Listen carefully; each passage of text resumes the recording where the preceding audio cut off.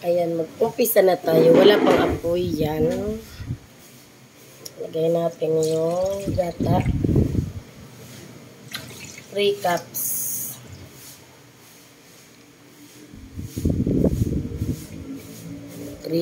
Ng gata. Ibap.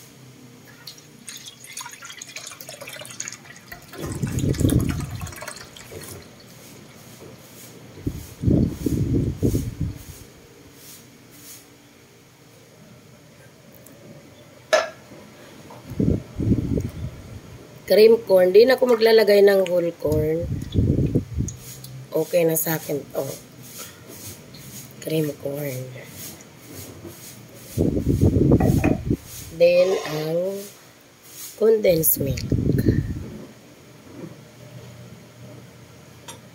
Simutin.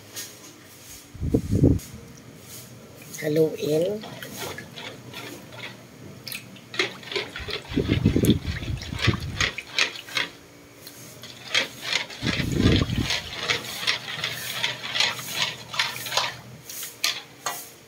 At tikman. Matabang pa siya. Magada ko ng 3/4 cup ng white sugar. So, para sa akin lang yun. Pero,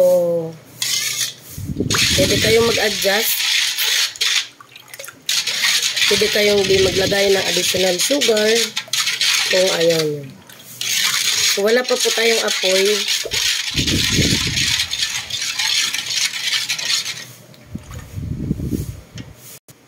Meron ako ditong 2 cups ng cornstarch. Lalagyan lang natin to ng 2 cups ng tubig. Tapos set aside, mamaya pa natin to kailangan.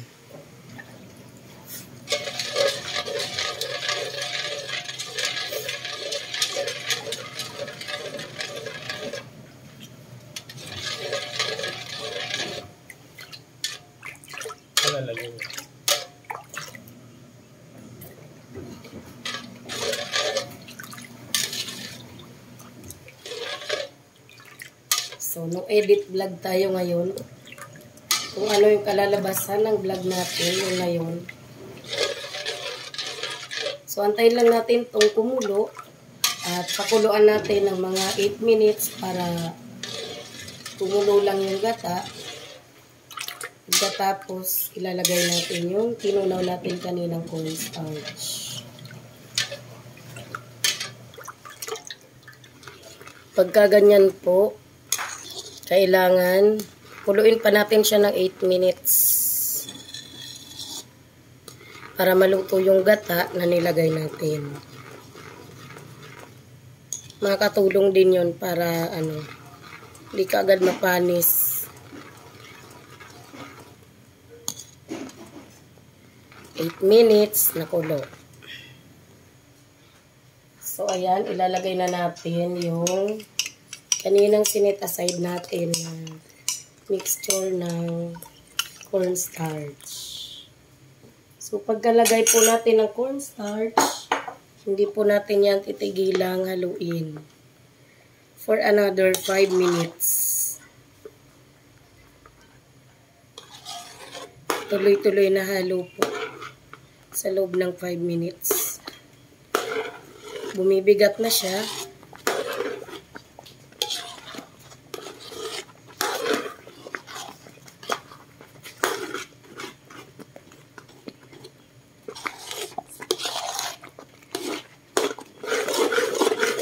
Grabe po, mabigat. Ayan.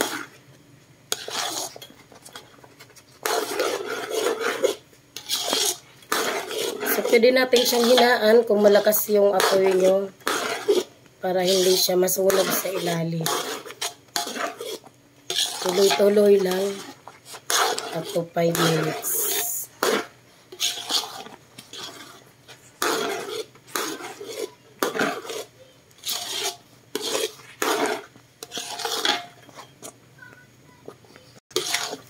Ayan po, after 5 minutes, ganyan na yung nangyari sa niluluto nating mahablangka. Ngayon ay papatayin na natin yung apoy at isasalin na natin siya sa lagayan. Ayan, isalin na natin.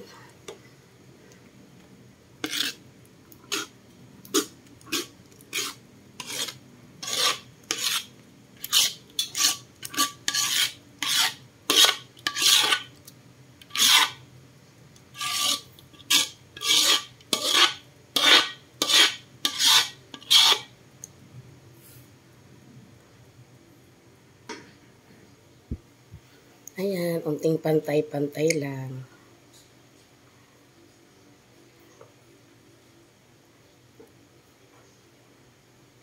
Di na po ako dyan naglagay ng whole corn. Yung cream corn lang kanina. Yan, set aside lang muna natin para lumamig-lamig. Tapos, talagyan natin ng cheese.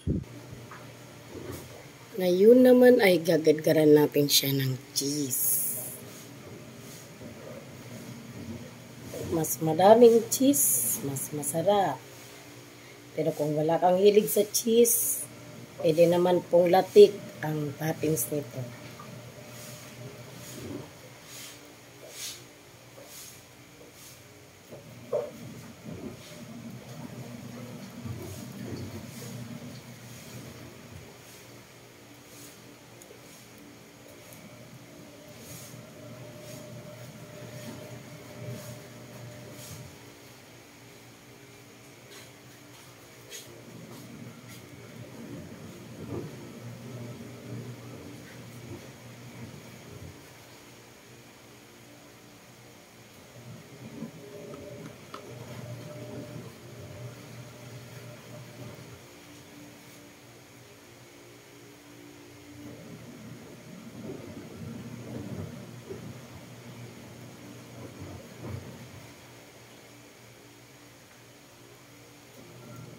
Ayun, marami ng cheese.